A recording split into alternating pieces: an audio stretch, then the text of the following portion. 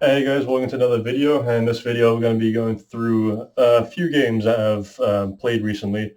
And these aren't particularly new games. These are pretty old games, like around 2014, with the exception of one that's pretty recent. So here, let's get started.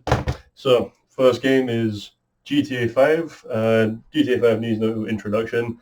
One of the best-selling games of all time. And yeah, I was looking forward to playing this because it's been a while since I played it on PS3 back in 2013.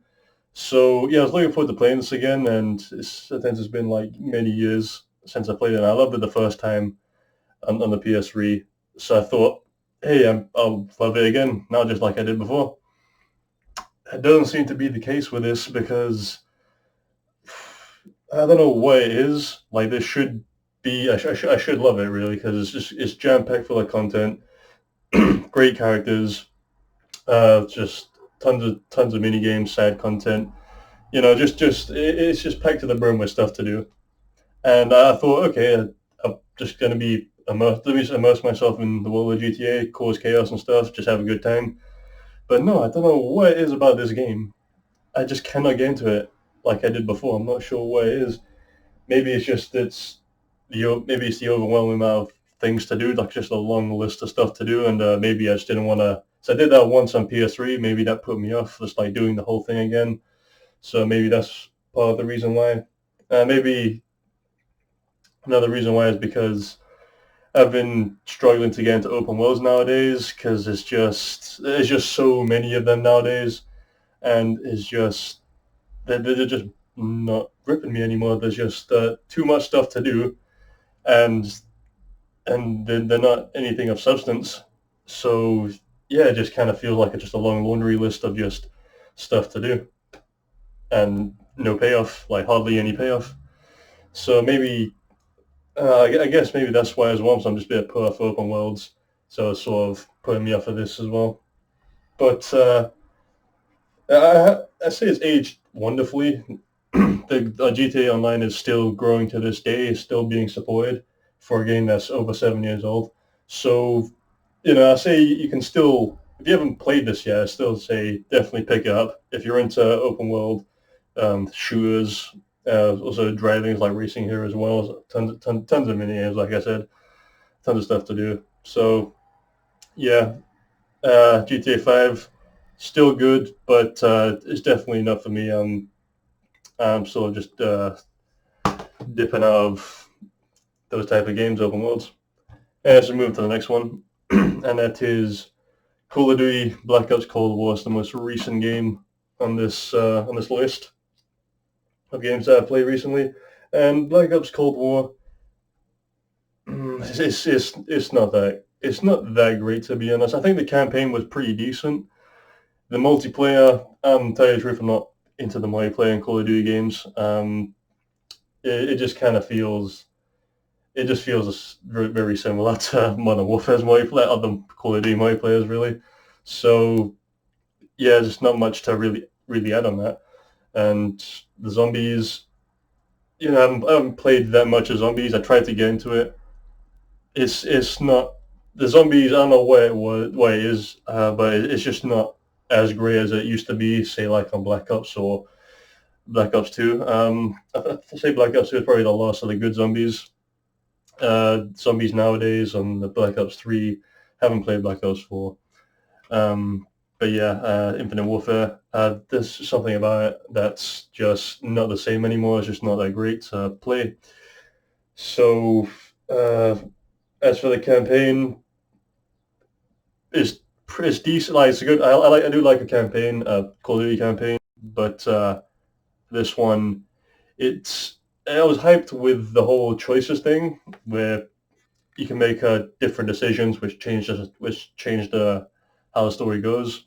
But that's not really the case with this game. The only choice that really matters is the one near the end. Everything else you do doesn't really impact the story in a major way. Unlike in Black Ops 2, where there's a lot of choices that you can have multiple different endings. Also, different decisions you can do can impact future missions.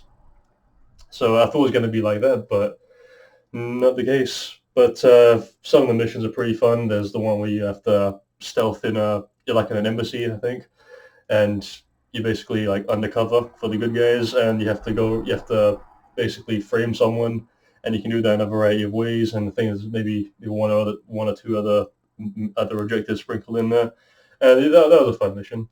But yeah, overall, uh, no, not as good as Modern Warfare. I thought Modern Warfare was amazing. This one, not as good. Just decent campaign. Multiplayer and zombies didn't do it for me. And next we have Dragon's Dogma Dark Arisen.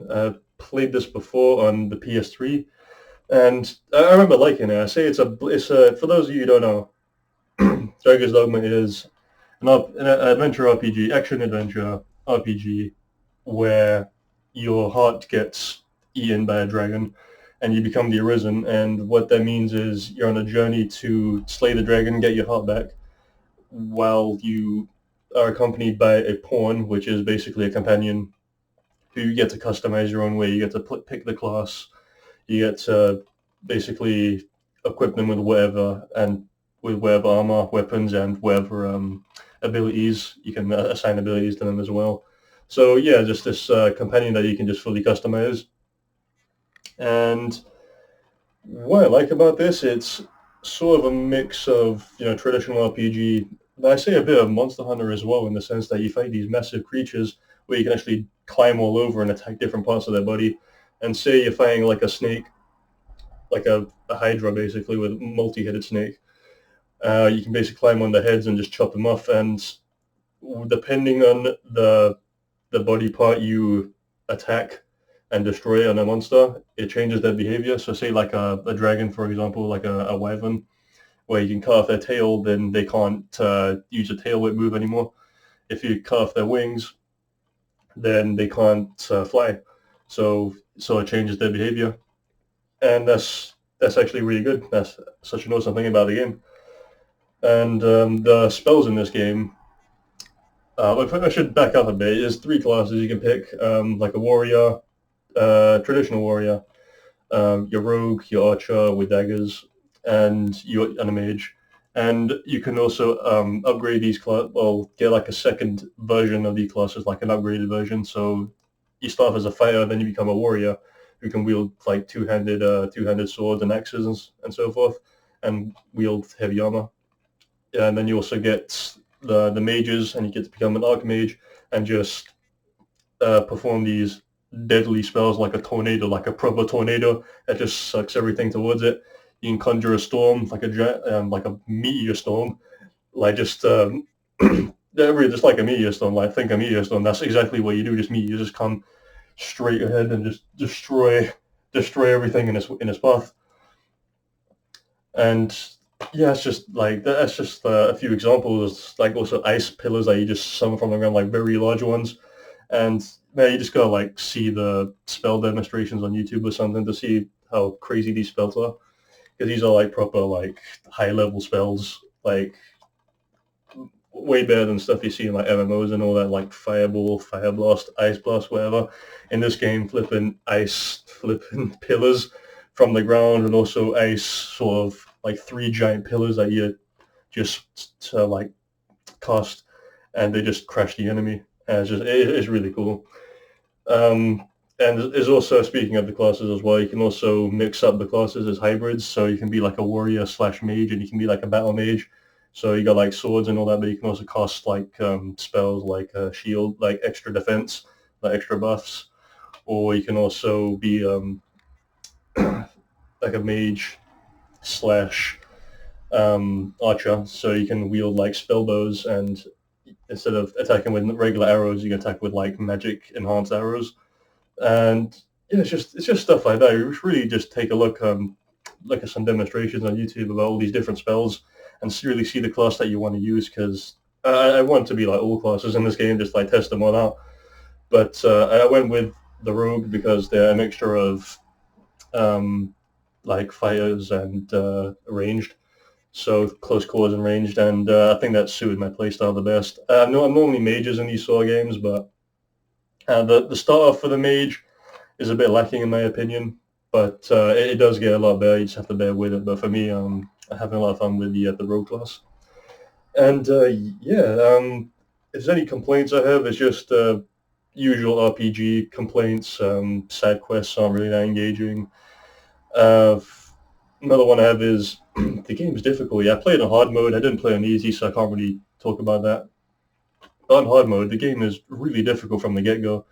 Enemies take a lot of damage. They do a lot of damage to you, and the thing is that you're not told what areas have what level, like which area is recommended for your level. Like so, yeah, the areas do not tell you which level you should be recommended to go there. So you could go to like a corner of the map. You think, oh, is this way I have to go? Is there some things to look for over there, like monsters to fight? Is it going to be easy? Is it going to be hard? Well, you won't go until you check, and most of the time you'll probably get killed. So yeah, that's just the one thing. Like you're going to be doing a lot of running around in this game because there's also no fast travel, no traditional fast travel. Instead, it's just like a very weird way of very weird way of doing it. You have to find or purchase these stones, I believe, and you have to plant them on the ground like anywhere. It's basically make your own fast travel. You can plant them somewhere near a city or just anywhere really, and then you have to use another stone, like a thing called a fairy stone or fairy stone, and that allows you just fast travel to wherever you place these sort of fast travel points on the map. So yeah, it's a bit different on that front, but overall, I say check the game out. It's very cheap now. Graphics aren't really mind blowing by any means, but still, it's not really what it's about. It's pretty fun game. The DLC as well does come with DLC, and I haven't tested it out yet, but yeah, looking forward to getting to that point. Next up, Tom Clancy's Ghost Recon Wildlands. I played this a long time ago with a friend. I even have it on my channel as well. Some Let's Play episodes with co-op. Overall, traditional Ubisoft formula. Basically, just a big open world, tons of things to do, and yeah, that's really it. But it's similar to like Assassin's Creed and Far Cry, but I say this one resembles Far Cry mostly just because it's a shooter, third-person shooter. The other one's a first-person shooter, but each one you can drive around, but a lot of vehicles to use, explore with, and just complete a bunch of objectives like take over outposts or drug operations, that sort of thing. You can kind of go in any order you wish, and yeah, there's tons of stuff to do, tons of weapons to find, attachments to collect. And I say this is best played in co-op because up to 4-player co-op this game. Best to play it with co-op because if you play solo, you're probably gonna get bored really quickly because it's very repetitive. So yeah, just for our missions feel the same, even though they're pretty different. They do feel the same. The only good thing I say about this is the sort of like I say play on a hard difficulty, especially with friends, because you get to like plan out how you're gonna take over an outpost. You could have like a sniper over on a hill. You could have maybe like two people go in stealthily, and maybe someone could drop in with a helicopter for exfiltration or something, like things like that. So it's pretty fun to like plan out missions, especially in hard mode because you get killed very quickly. Is there anything else to say? I mean, that's about it. It's just that's all there is to say. It's just traditional Ubisoft open world formula. Yeah. And lastly, this one is not not physical, but because I bought it digitally, and that is Sleeping Dogs Definitive Edition.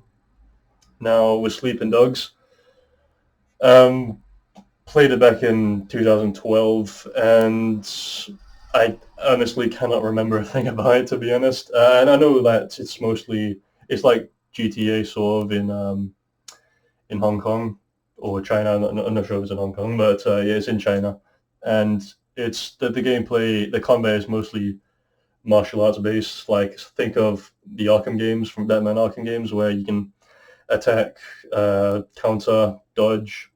Actually, you can't dodge in the game, but attack, counter, grab, and do all these sorts of moves. And yeah, that's not what makes Sleeping Dogs so special. It's actually the story, the campaign, which is highly praised for kind of engaging you in this crime drama where you're undercover on this triad gang, and it's at first it's like take him out, like find some dirt and bring him in, but then it starts to evolve from there. It starts to become more of a like he starts to see things. Your main character starts to see things from the triad's point of view and starts to get too close. Like he starts to actually maybe enjoy himself. When I say enjoy himself, but like he starts to form a connection with the triads, and just kind of goes on from there. I don't want to say too much more, but I haven't played that much of this game. Maybe like an hour or two in it. I was doing some side missions as well. I didn't want to just go straight for the story. I wanted to sort of do some other stuff, level up my character. You can level them up in a few different ways. You can get cup points. Basically, if you do good things, you don't cause damage or whatever, then you can get more. You can get basically cup experience, which only upgrades the cup skill tree. And if you get triad points, which is do the complete opposite, like cause damage and uh, fight fight people and just beat people up and all that. You get triad points, and you can level up stuff from the triad skill tree. So yeah, that's about it. Like the only complaint I have is the driving. Even though the driving is pretty arcadey, it's pretty easy to handle, but I don't know. I find that a bit of a problem actually. Like all vehicles sort of handle the same because of this. So it's the driving isn't really gripping me. Like you're going to be driving a lot in this game, and there's a lot of it's like four districts, and yeah, so you're going to be driving a lot of the time, and it's not really that. The driving just feels a bit just the samey with every single vehicle. Just feels the same. Not really gripping. So yeah, that's a complaint I have with it. Haven't really gone to the shooting portion where you actually have weapons and it starts to become a cover shooter. But yeah, story's looking pretty good for me at where I am right now, and looking forward to trying out some more. So yeah, that is everything I've been playing right now. So guys, thank you very much for watching, and I will see you in the next video.